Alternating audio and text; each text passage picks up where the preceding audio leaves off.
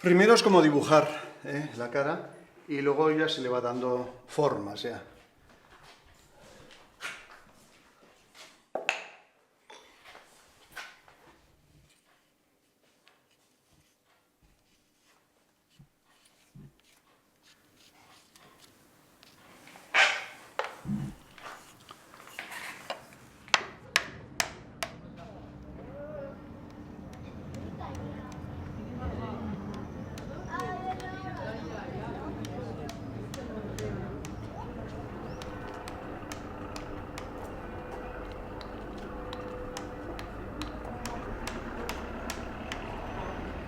Encyclopédie de Diderot, 1752, lettre C, capot, cagot, singulier pluriel, histoire moderne.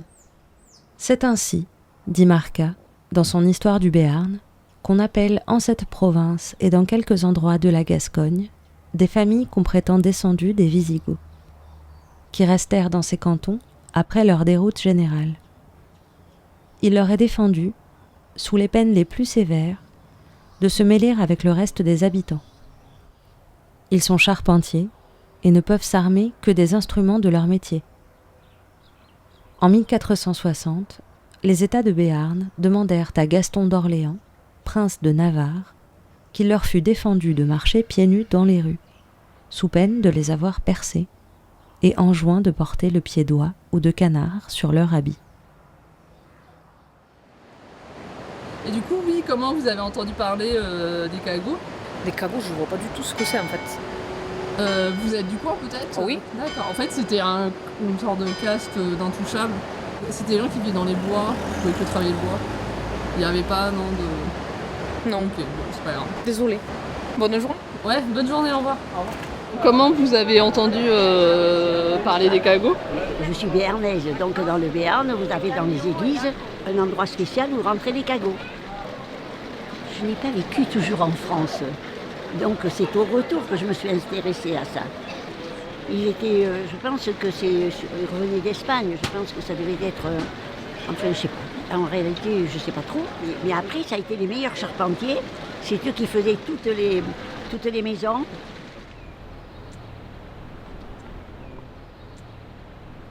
Les descriptions existantes les présentent toutes comme physiquement différents, mais à chaque fois de façon différente. Tantôt blond aux yeux clairs, tantôt brun au teint olivâtre, grand ou au contraire très petit.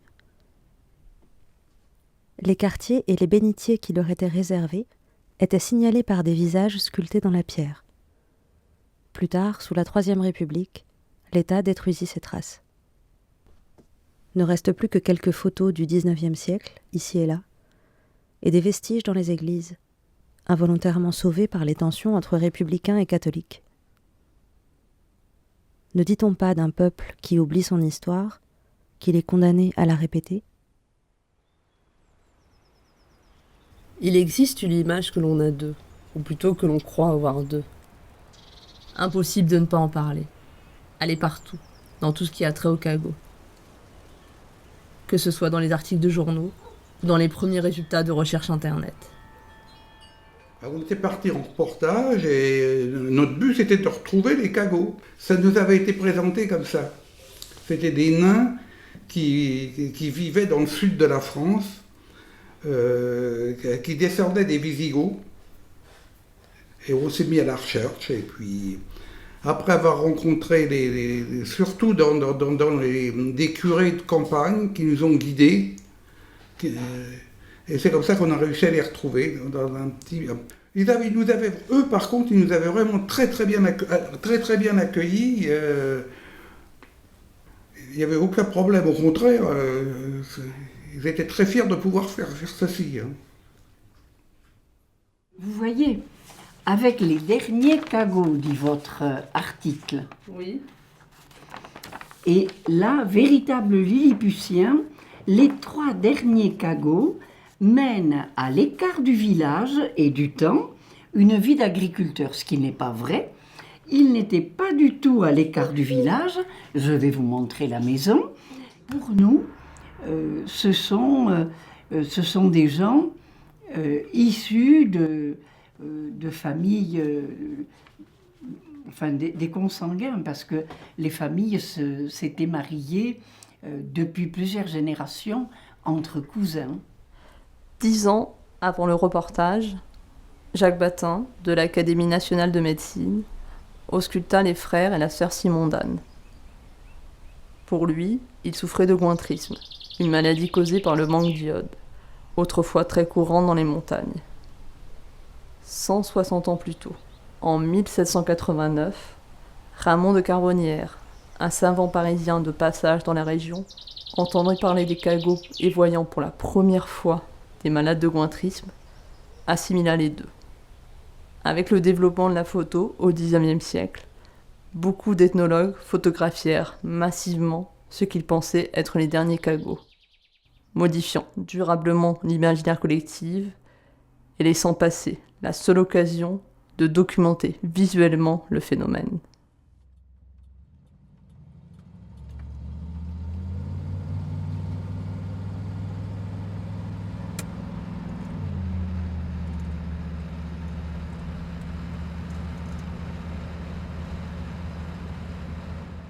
En mi casa eran ebanistas, eran tallistas, porque nosotros aquí, en Bozate, nos asentamos el año 1253. Nosotros somos los hombres del bosque.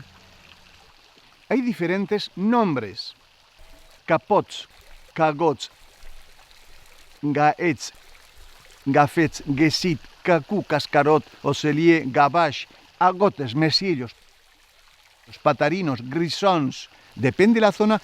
Entonces, agotes es precisamente todo el País Vasco hasta el Bearne. Y es un poco la humillación de la gente que ha sido vencida. Bueno, soy Xavier Sanchotena Alsúa. Soy agote, escultor, poeta.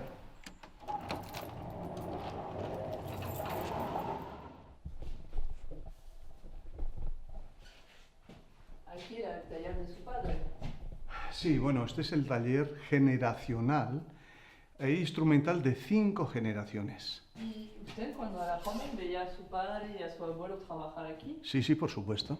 Les veía trabajar y a mí me invitaba a trabajar. Bajabas al taller y el olor a la madera. Y la madera es cálida, la madera te enamoras de la madera. Entonces eso lo llevas, es un gen que tienes. Entonces yo lo he plasmado luego en otras circunstancias, haciendo escultura.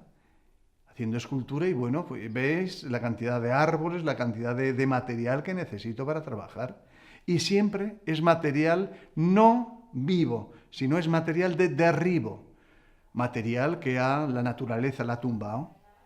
Esas diferencias ya en mi generación ya no eran tantas, porque yo soy ya de una generación donde la civilización rueda a unas velocidades tremendas. Entonces ya no hay tantas diferencias. En la época de la niñez notabas esas diferencias.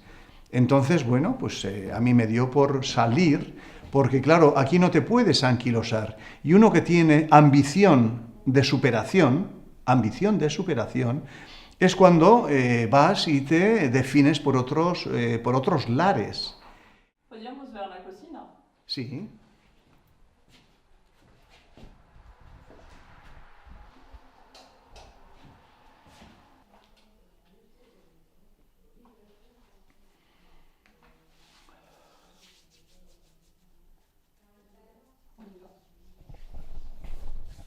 Entonces, aquí está la cocina.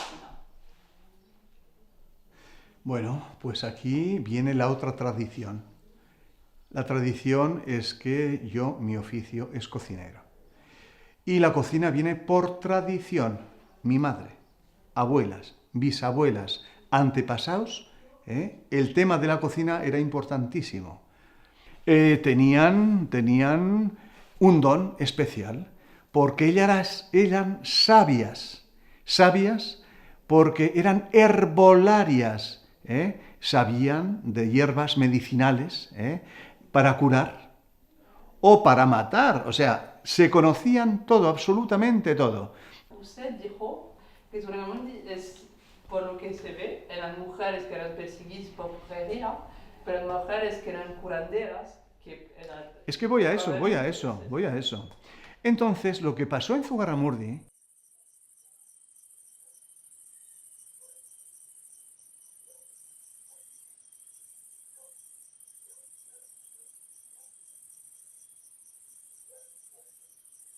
las cogían a las señoras que decían que eran brujas, porque las brujas normalmente eran las herbolarias, y la principal, la que decían que era la reina de las brujas, Graciana de Barrenechea. Y a esa señora yo le he hecho una cabeza grande, porque era para mí un símbolo de lo que es una abuela. Pero da la circunstancia que los maridos de las 5 eran molineros o carpinteros. Por los oficios eran agotes.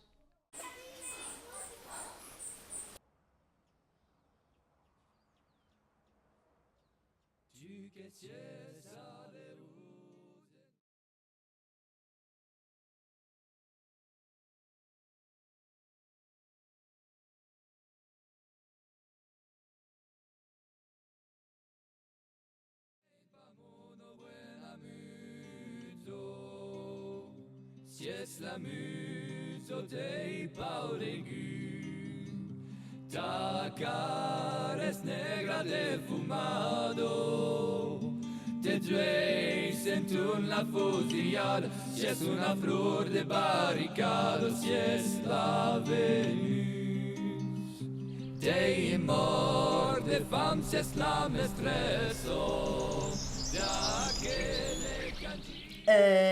il faut remonter dans les années 826.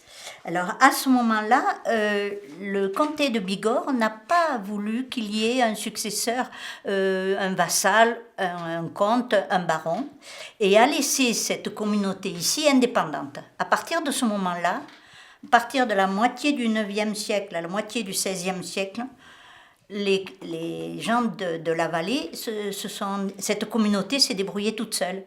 Mais à ce moment-là, elle a dû être en guerre continuellement, guerre de territoire, avec les voisins.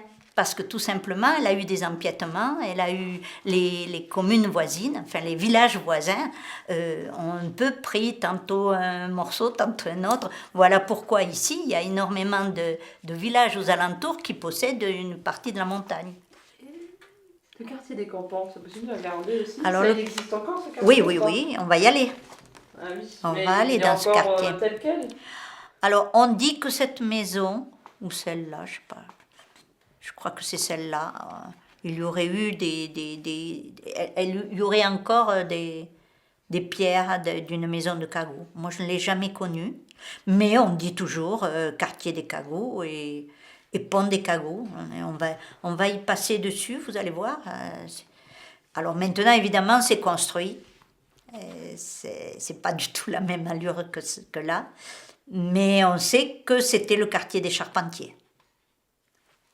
Et du coup, c'était à côté du fleuve, dans zone inondable. C'est l'Adour, ça, hein. Ça, c'est l'Adour. C'est tout à fait l'Adour qui descend depuis...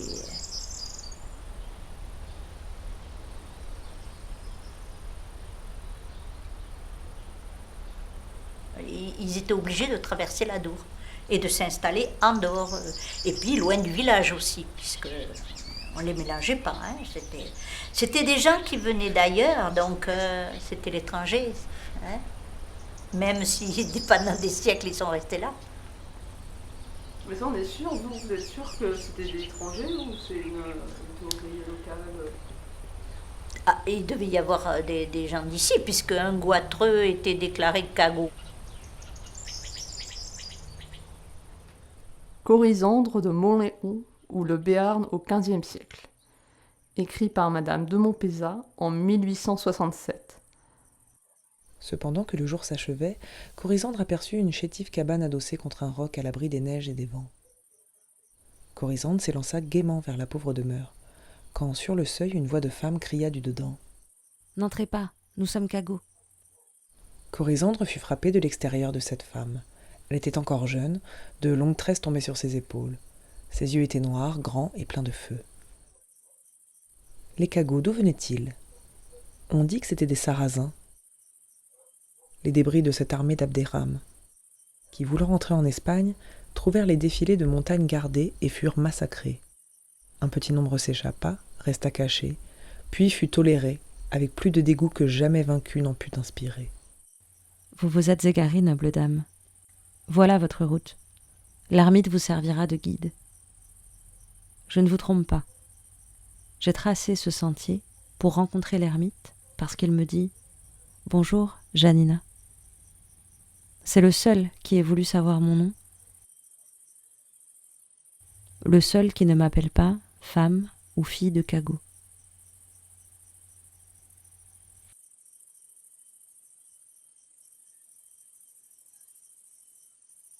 L'aire géographique, c'est entre les hautes vallées de la haute vallée de la Navarre et la boucle de l'Adour. Combien de gens? La seule évaluation quantitative que l'on ait concerne le Béarn et concerne la fin du XIVe siècle, 1385, et on s'est aperçu que dans le Béarn, on pense que c'est une des régions où ils ont été les plus nombreux, ils représentaient à peu près 4% de la population.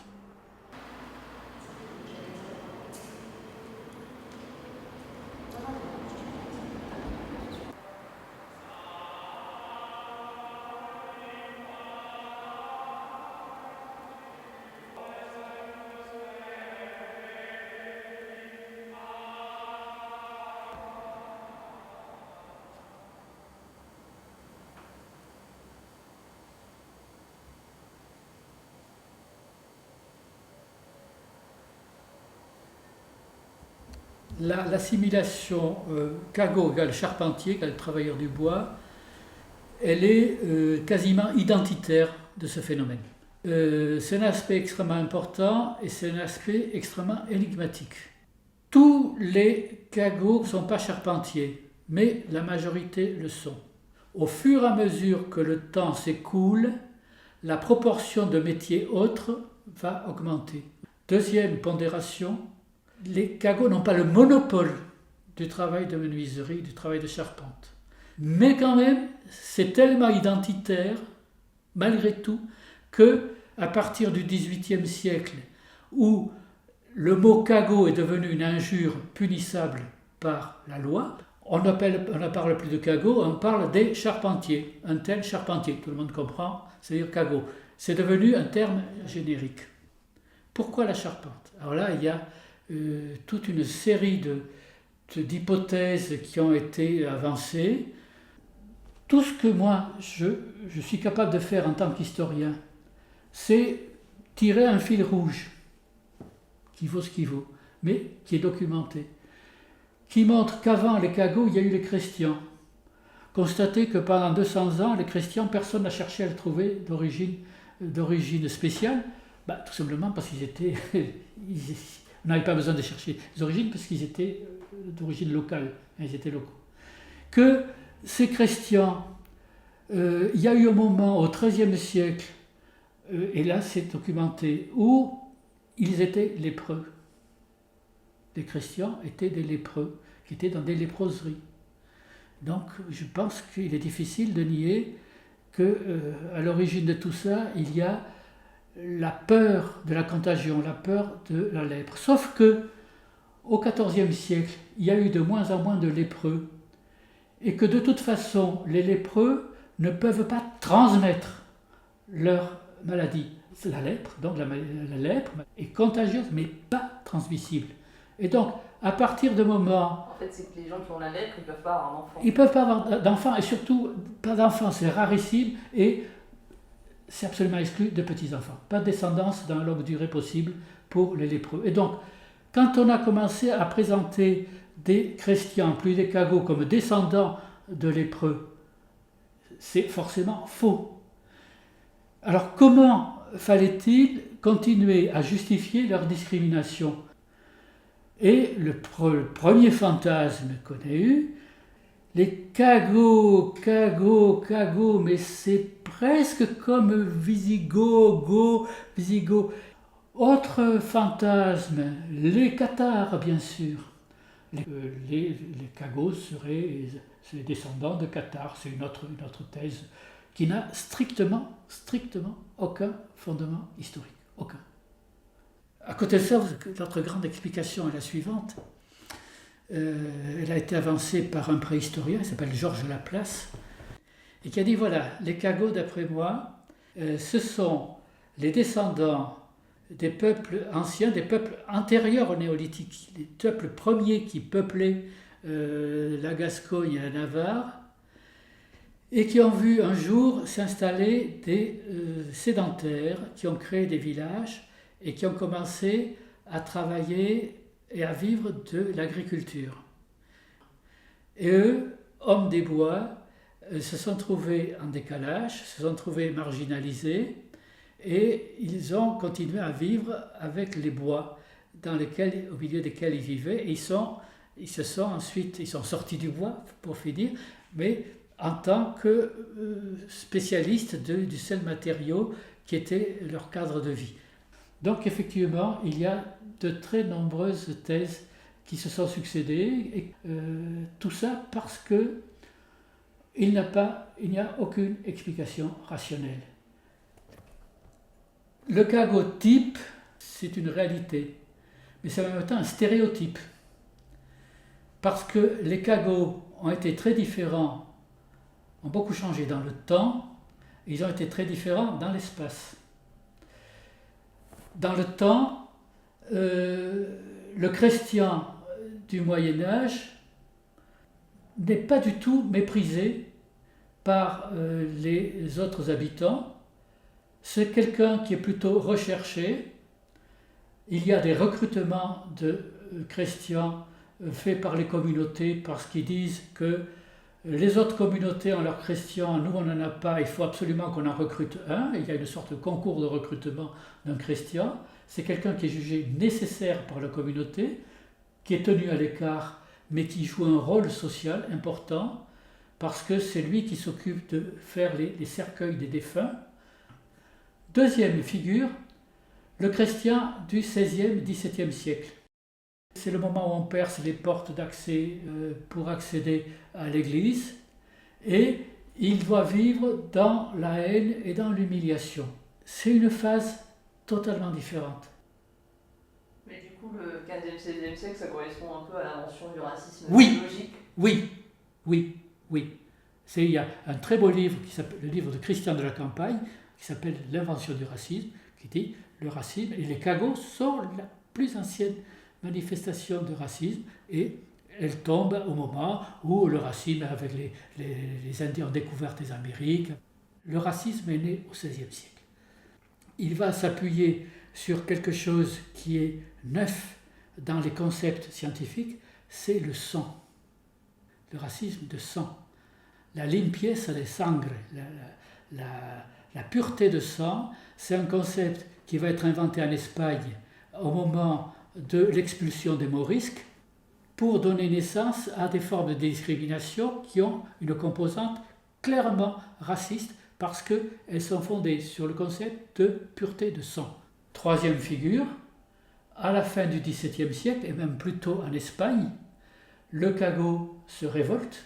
Le chrétien en appelle d'abord au pape, puis on appelle au roi, aux agents du roi. Le cagot est un révolté et le chrétien se bat pour sortir de sa condition. C'est la troisième figure, qui n'a rien à voir avec de précédent. Quatrième figure, l'abolition légale est accomplie, reste une discrimination sociale. Pour en sortir, la meilleure façon, on l'a dit, ça a été soit de partir aux Amériques ou dans les villes, soit d'utiliser l'atout qui est que les chrétiens sont devenus des spécialistes du maniement de l'argent, des spécialistes de l'écriture, des spécialistes de leur métier très recherché. Ils accumulent des fortunes et c'est par la fortune qu'ils se font reconnaître, qu'ils font disparaître aux yeux des autres leur qualification de chrétiens. Et puis, si vous voulez, il y a d'autres figures des chrétiens. Les chrétiens résiduels, ce sont les pauvres. Vous prenez un mot de chrétien comme celui de Chuvitoa à Agnox, qui est un mot qui existe toujours. Eh bien, au XIXe siècle, les cagots ne sont plus des charpentiers, mais ils sont devenus tisserands. Ils sont devenus tisserands dans le cadre de l'exploitation d'un prolétariat par des chefs d'entreprise, par des entrepreneurs. Et Chuvitoa, c'est un quartier de prolétaires comme il y en a à Londres, comme il y en a dans les grandes villes industrielles, toute autre figure. Et puis pour finir, vous avez les derniers des cagots, ceux du XXe siècle, le petit vieux qui vit dans sa maison isolée à l'écart du village et que l'on considère avec davantage de pitié que de mépris, et c'est la fin d'une histoire. Voilà.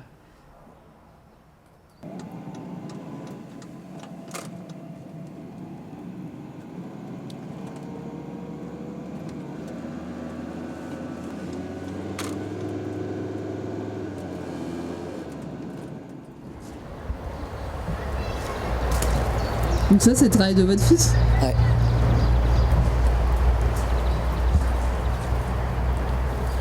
Ma primo travaillait le bois. Le grand-père faisait des violons, donc mon père travaillait, il faisait les violons, lui. C'était un violoniste. Il fabriquait les violons. Il travaillait que le bois. C'est la petite génération qui nous reste. La deuxième génération, lui, maintenant, ça y est. Il s'est lancé dans les fabrications de bois, et puis voilà. C'est plus marrant, c'est ça. J'ai fait ça aussi. J'ai fait des poissons. C'est tout en bois. Hein. C'est mon œuvre. Vago, ça veut dire voiture, en manouche. Et puis voilà, ça fait quand on pense à Vago, ça fait manouche. Et puis on se correspond là-dessus, ça partit un petit peu comme chez nous, quoi. Mais je pense que c'est à peu près ça qu'ils ont subi eux. On l'a dans... Ça a évolué un petit peu ici, mais en fin de compte, ça fait à peu près 30 ans comme ça. On a dû remplacer les Vagos, ils ont dû se venger sur nous, ça qu'ils n'ont pas pu réussir à faire aux Vagos. Je pense qu'ils le font pour nous maintenant. Ils ont trouvé quelqu'un d'autre, quoi, pour faire tout ça. Nous, on a vécu à peu près comme eux, hein, parce qu'on n'a pas d'eau. Bon, à part que le fer et tous les trucs comme ça, c'est pas pareil. Mais nous aussi, on n'a pas droit à l'électricité quand on a un petit terrain. Et en plus, là, maintenant, faut qu'on fasse des prête-noms pour avoir nos terrains. C'est les gens qui ont vécu et on sent qu'est-ce qu'ils ont vécu. On ressent, il y a des fois, quand les gens nous rejettent, quand on nous met dans des bois ou à ras d'une déchetterie ou un truc comme ça, on est arrêté, on se sent vraiment déjà inutile, quoi. On est comme, je sais pas comment vous expliquer, on est des gens qui a pu, heureusement qu'on est solidaires, qu'on est entre nous pour pouvoir soutenir tout ça. Si on serait seul, je crois qu'on serait perdu, on ne serait pas des gens comme tout le monde, quoi. Dans le temps, on n'était qu'avec les chevaux. Je vous dis, dans les petits chemins, on était toujours dehors de la ville. Jamais au bord du village, quoi. Des petits villages comme Juillan, Ibos, tout ça, c'était des petits patelins, vraiment rien du tout, mais c'était carrément à 1 km, 2 km du village, quoi. Qu'une maison, pas que du village. Il ne faut pas que la maison soit à 2 km, quoi. La première maison, il faut que tu la voies à 2 km pour qu'on nous foute la paix, encore pour 3 jours, quoi. Et il y a certains dans les Landes, j'ai entendu dire il y a des affiches encore sur des petits villages, il y a marqué dessus « Interdit aux nomades et aux forains ». Ça existe encore.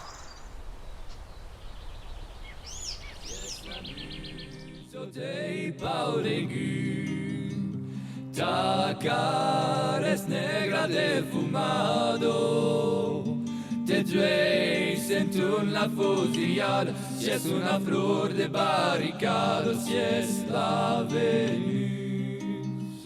Te mort de fam, si es la mestreso, da que le de cangi de camier. Le senso pan, le senso lié, l'église che va senso soulier, ante caresso. Mai les autres ti fan rutar, le gros cacan de se famillo. Les ennemis de la oparia, car tu non tu, o santo Fio, es libertà. Oh libertà, como si es bello, te due brillon como duian. E cruz es sierra de tu man, de brafor cuma de destran su te mamelo. Mai tuei perfezies demora, tu peux so che les estelo, e nus trebule soma bel, gambe s'inclin la lei barbel te pedesca. Tu che sies poderus e rudo, tu che rudes dille raion, tu cazun a vuets de crerun, ue suena plain pamun, lores vengudo.